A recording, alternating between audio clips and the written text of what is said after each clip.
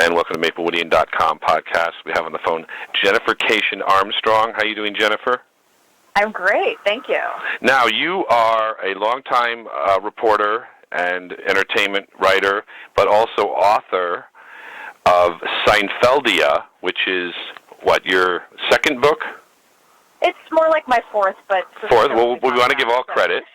And, of course, you will be at Words Bookstore tonight in Maplewood Village, 7:30, to sign copies and talk about the book. But this is your second TV series book. You did Mary and Lou and Rhoda and Ted. Yes. And the Mary Tyler Moore Show. So. Yes, and we're all unfortunately old enough to remember the Mary Tyler Moore Show.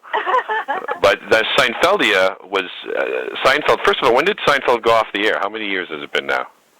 It ran from 89 to 98, so it's almost 20 years since it went off the air. That is crazy, and it's still huge, and it still gets mentions. I mean, you talk about some sitcoms like Happy Days and some others that have a few little, the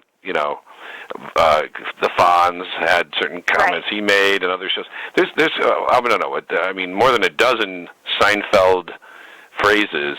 But what is the book about in general? Is it sort of the history or inside of the show? You tell us. Exactly. It's the history of the show. The way I describe my books is that they're kind of like a biography of a show, you know. So it's lots of research, it's lots of journalism, it's lots of interviewing people who were part of it, and trying to find some new stories and the sort of personal elements. So they're narrative nonfiction books about, you know, everything from the very beginning of the show all the way up until now. And I really got into talking to fans, and there's a really interesting fan culture surrounding this show as well. It's very intense. People are still extremely intense about their Seinfeld fanaticism. And what do you think? Now, first of all, I'm a big fan, and there are a lot of people who still will watch the reruns and look at the inside. What do you think it is about? Was jokingly the show about nothing, but that sort of made it about everything. Exactly. That's exactly what it is. That's exactly what it is, though, is that I always say this nothing that they're talking about is really everyday life. It's the stuff that makes up the majority of our lives. It's the irritations and frustrations of everyday life. And so we all relate to it, and we all, you know, quote things from it, sponge-worthy, real and spectacular, shrinkage, any of those things. There's a million of them. We quote it in our everyday lives, and I mean, lots and lots of people are constantly saying, like, oh, you know, this is like a Seinfeld episode when something happens, and what they really mean is that it's some incredibly frustrating facet of modern everyday life that they have encountered and need to deal with now. And I know a lot of people who know the show, maybe during the show's run, or who haven't followed it, they know who Jerry Seinfeld is. And Larry David sort of came later in terms of getting his own fame with Curb Your Enthusiasm and other things. Mm-hmm. For those who don't know, I know you started the book about he and David were performers on the Upper East Side circa 1988. How did it sort of come about? Exactly. They were both stand-up comedians, and Jerry Seinfeld was extremely successful already as a stand-up. You know, he was doing lots and appeared on BBC, the network, approached him, as they often do with stand-ups, and kind of said, like, hey, do you have any ideas for a show? And he really didn't at the time, but he felt like, this is a great opportunity. So he told his friend Larry David about it. Larry was a little different. He was such an off-the-wall comedian that he was not as popular with mainstream as Jerry Seinfeld was. But he had written for this Saturday Night Live type show called Fridays, so he had like a little tiny experience with TV. And, you know, Jerry and him just sort of started talking and riffing. And it was really Larry who said, as they were talking, you know, in this Korean deli, making fun of strange products they encountered and that sort of thing. Finally, Larry said, you know, this is the show, two guys talking. So they didn't quite, that's how they pitched it at that time to NBC. They didn't say it was the show about nothing the way they do later when George and Jerry are pitching a Seinfeld-like show to NBC within the show. But that was basically the idea. They also kind of said, like, maybe the show is about this, how a comedian gets his material from his everyday life. You know, he translates that to his show. And that was really what the original idea was showing that. And that's when we used to see those stand-up segments from Jerry throughout the episodes. They dropped that later when they kind of figured out that the show was something else. But that was the original idea. And for people who maybe think they know everything about the show, what does this bring that might be sort of new insight almost 20 years later? There's a couple things. First of all, I was really intent on kind of telling what I call the complete story, which is to say, from the very beginning all the way through till now, and like, what is the fan culture like now? What is its cultural effect now? I think it affects a lot of the ways that we watch television today, and I think its influence is probably seen in almost every show on television. It showed that TV could be complicated, it could be smart, it could be literary. It didn't have to be lowest common denominator. And it also kind of got people into this mode of very obsessive viewing, the way we watch now and get on the internet and obsess more. There are whole sites that are dedicated to recapping Seinfeld almost as if it's on, for the first time now, except it was on 20 years ago. So there's that part to it. And then, there's some fun kind of behind-the-scenes stories behind the stories, as they say. Lots of discussion of the inspirations for some of the real-life inspirations for some of the characters on the show, and all of that good stuff. Did you get to talk to anyone from the show, Seinfeld or David or any other actors? They don't really do. Yeah, they don't really do stuff that isn't their own at this point. Like the DVDs or whatever. But they've talked so much about it that it's almost like there's nothing new for them to say at this point. They were super helpful. They were accommodating to me while I was running around trying to talk to everybody about them. And I talked to lots of the writers. I talked to probably all of the major writers. Well, that's probably even more of an insight. It's so much fun. It's always my favorite part of writing these books, and it makes sense. I'm a writer, and I like to talk to writers. And a lot of them said, nobody's talked to us about this before. So, because people were so focused on Jerry Seinfeld, which makes sense, of course, but they were so focused on that I got a lot of insight into kind of the everyday workings of the writer's room, which is super fascinating. And also just the stress and the pressure they were under. I mean, when this show was at its height, it was crazy. They were, scouring their lives for any Seinfeldian moments that could, everything was a story to them. And they had a lot of funny stories about that. And the show seemed to start off one way, where Kramer was sort of a different character later on. The early Michael Richards was almost, I won't say kind of a dimwit, but kind of a weak character. Was sort of loony and wacky, and then he became kind of this little more of a personality, a little more of a. How did that evolve from what you found? Yeah, that's so true. He actually, their original conception of that character was that he was supposed to be a shut-in, so he would never leave the apartment. And that's why, for instance, in a fairly early but pivotal episode, the Chinese restaurant, he's actually not with them. That's right. In the restaurant.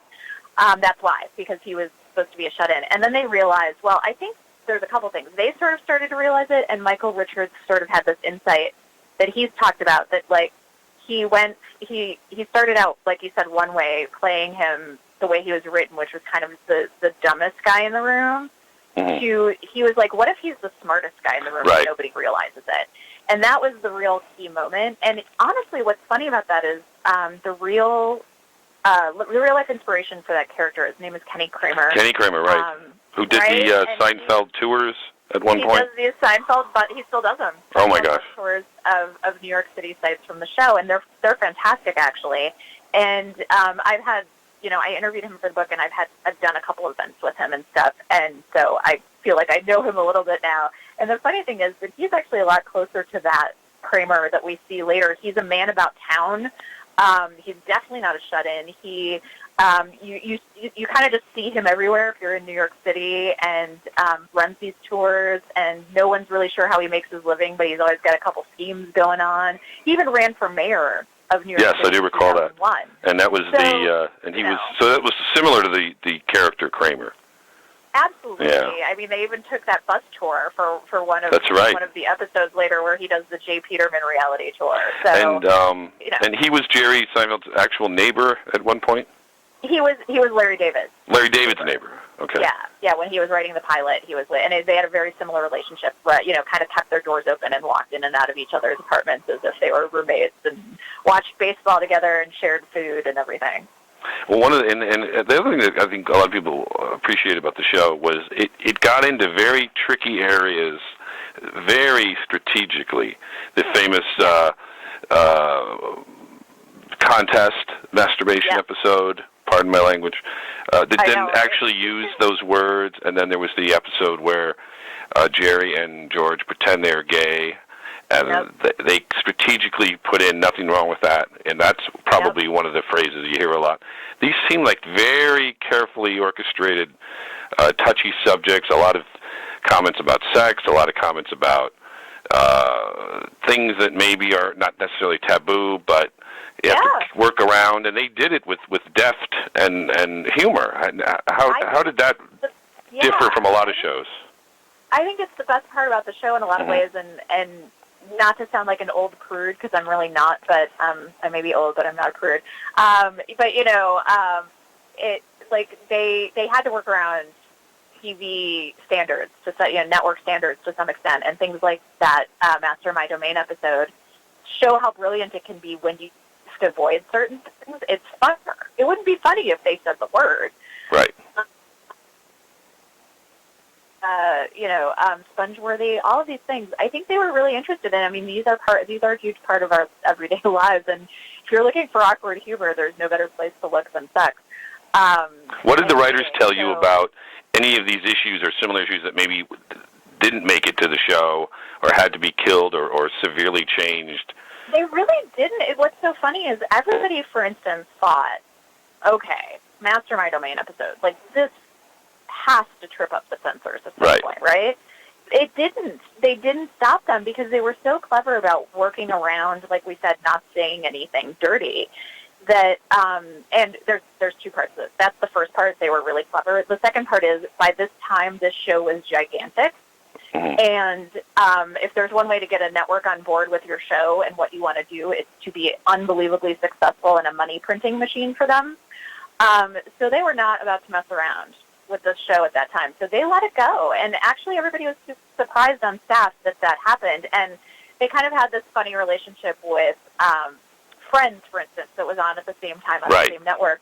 And they kind of had a sibling relationship, and Seinfeld seemed sort of bitter that Friends was the prettier one, and Friends seemed sort of bitter that Seinfeld was the smart one. And they, the Friends people were constantly complaining, like, we can't even show a condom wrapper on our show, but Seinfeld gets to do a whole masturbation episode, So by that time, they were really letting Seinfeld go to town, and it seems like they snuck around enough that it just worked out. And how well? I always wondered, it was a very New York-based show, a very smart comedy. How did it? It obviously had to play well around the country to get the ratings it got. Or it did. Or how did that occur? How did Iowa and Idaho, and I'm of course sounding like a East Coast snob, but a lot of the non-New York areas, they found humor in it. Why do you think? They really did, and I have to tell you that as a shiksa from the Midwest, as I grew up in the suburbs of Chicago, had never been to New York in my life, and we loved the show. We watched it every week, and I really think it's that everyday frustration humor. A lot of it is New York centric, like you said. I think it's one of the best depictions of New York City I've ever seen, especially for a show not shot in New York City. But those still translated. We still had trouble finding each other in the movie theater too in the Midwest, and we appreciated that. So, I think that's really what ended up happening. And it's sort of famously, like the NBC executives had said when they first saw the show, they loved it, but they felt like it was too New York and too Jewish. But it turned out when they ran the numbers, it was hitting with audiences throughout the country who were clearly neither New York nor Jewish, because they had 40 million viewers per week at their height. And what was sort of the end run? Obviously, the stories, they could have gone on for years, but what sort of brought it to the end, and were the writers happy or sad, or did it kind of go as far as it could have? I think it kind of did. I mean, I think it was smart to quit while they were ahead, but basically, famously, what happened is that NBC actually offered Jerry Seinfeld $5 million per episode to continue. Nice. And he said no. He said, no, thank you, I'm good. I think that ultimately ended up being a good decision because he sort of preserved the legacy. I think once the show starts to go way downhill, it ruins the rest of it for us a little bit. This way you can watch it all in syndication and be confident that you're going to see something you like. And there was mixed feelings on the set at the time about this decision. They were really tired, and they were really running out of stuff. The final 2 seasons, Larry David had left. And so Jerry was the showrunner, head writer, and star. So I think he was really tired. And all of the writers said they were working much harder in Larry David's absence because they kind of all had to step up to fill that gap, working kind of wall to wall. And it was also to the point where they were working so much that they weren't experiencing the things that had originally inspired them. They weren't experiencing normal everyday life. Their whole lives were on the set.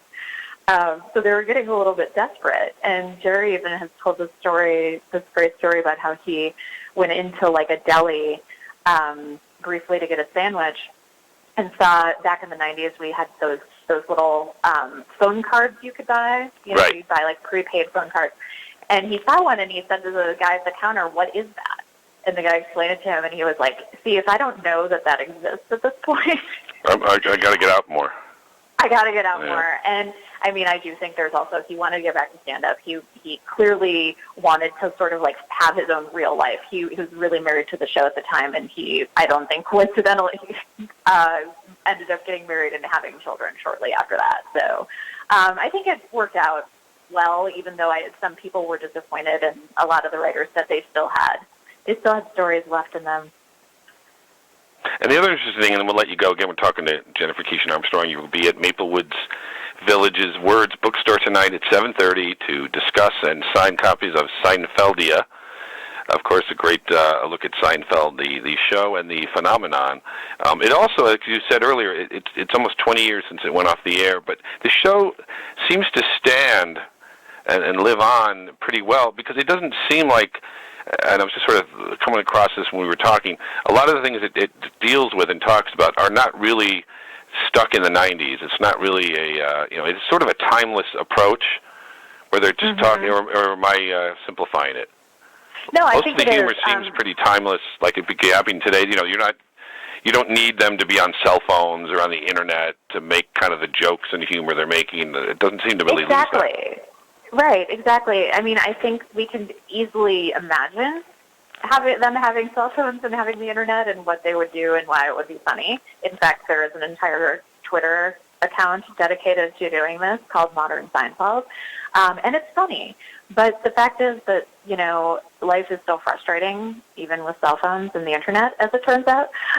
So I think that we still relate to the ideas behind this. Yes, it's easier for us to find each other in the movie theater now. They spend a whole episode trying to find each other in the movie theater. We'd text each other and be done.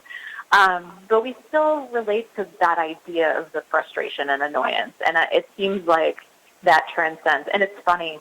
I think that's important as well. It's that it's so funny that, it's getting at something more universal. And I hear the kids are still watching the Seinfeld. I hear that the millennials are picking it up on places like it's on Hulu now in its entirety, and I'm hearing that people are still getting into it as youth and enjoying it.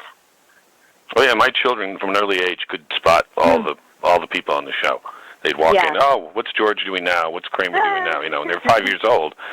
They're watching, Elmo and the little kid things, but since I'm watching Seinfeld, they pick up on it. Let me ask you one other quick thing, and I know one of the things the book deals with is sort of the impact on society.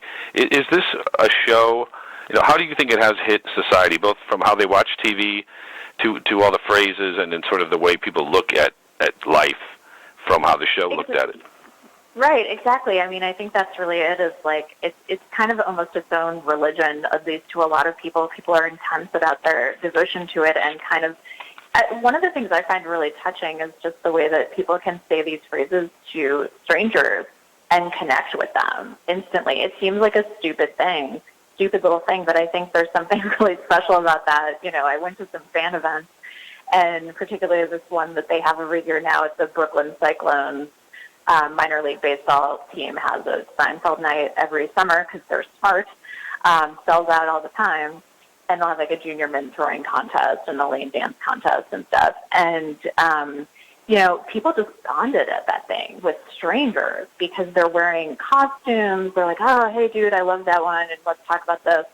And, there's something to that in our complicated world, I guess, to have that nice little pleasure that you can share with strangers. And like we were saying, it even seems like it transcends things like culture and where you live in the United States, and it's popular in a lot of other countries as well. And let me ask you quickly, what's one favorite story or anecdote or backstage thing you found that you didn't know about that maybe people don't know was involved in either a show or how the show was put together? I was really interested in, it's a little bit complicated, but I'll give the basic version. I was really just interested in hearing about the ways the show came together, the way the writing came together. It was very hard. It's a hard thing to do, to write for the show. Most writing staff tend to work together. They'll have what's called a writer's room, and they brainstorm stuff together and outline it together, and then at the very last part, we'll kind of send one or two writers off to write the thing. But it's almost like transcription. You're just writing down what you said in the room. They didn't have that. They worked individually. They wanted to preserve that kind of individual voice of each episode. And they'd have to come up with one storyline for each character, pitch it to Larry and Jerry, get approval for all four before they could even outline it. Then they'd have to get approval on that. Then they'd have to get approval. So it was this long, involved process. And it was also, sounds like it was at least a little competitive. You sort of had to catch Larry and Jerry to pitch them, and you had to be in with them. I talked to one of my favorite interviews is I talked to this guy, Fred Stoller, who wrote for the show for a season, and did not succeed. Like, he just did not have a good time of it at all.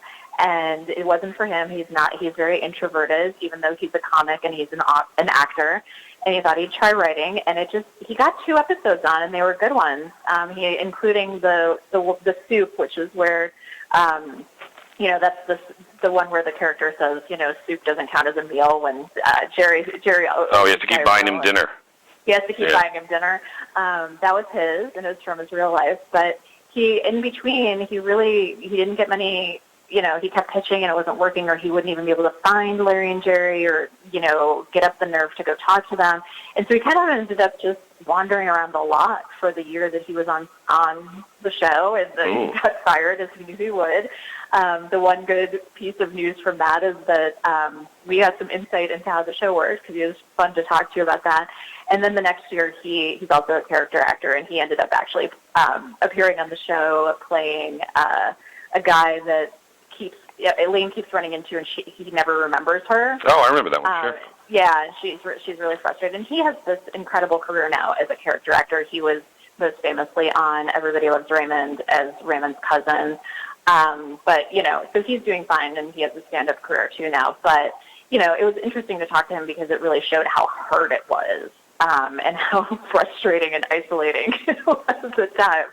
So I thought that was really interesting, too. Did that kind of difficulty, did that cause a lot of turnover in the writing staff, or were there a lot of people who were there for most of the time? No, there was a lot of turnover. Really? But that's not actually why. It's sort of the opposite. It was actually built in for the most part. Most people knew they were only going to be on for a year. What they do is they hire a bunch of mostly former stand-ups, use a lot of their stuff from their lives, their real-life inspiration, and then kind of send them off. Thanks. Is that unusual for most hit sitcoms? Very unusual. Yeah. Yeah. But you did seem to get a lot of fresh views, I guess, right? Yeah, that was the idea, and especially toward the end, a big premium was put on writers who had just come from New York, because they were based in LA, and the longer the show was on, the farther Larry and Jerry got from real New York life. So they loved when they could get these younger writers to come in who had just spent some time in New York City. Excellent. Well, we've been talking to Jennifer Keeshan Armstrong, of course. Your book, Seinfeldia. You'll be at Maplewood Village's Words bookstore tonight, 7:30. I urge everyone to go, get a copy of the book, talk to Jennifer about all the ins and outs, and of course, as we said, there's a lot to talk about with this show, and there will continue to be, and I appreciate your time, and good luck with it. Thank you.